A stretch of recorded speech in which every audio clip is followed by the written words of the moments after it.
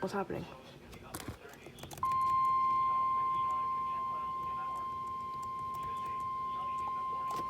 Something happened.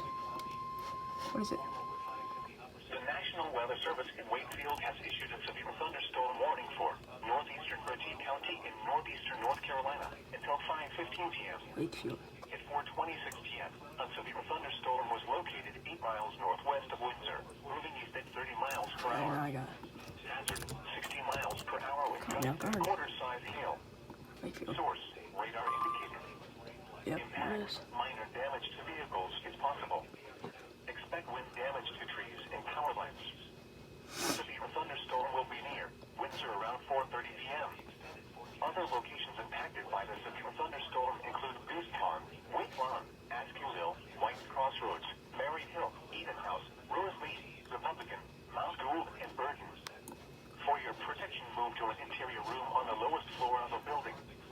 Repeating, a severe thunderstorm warning has been issued until 5:15 p.m. for the following county, Bertie, North Carolina.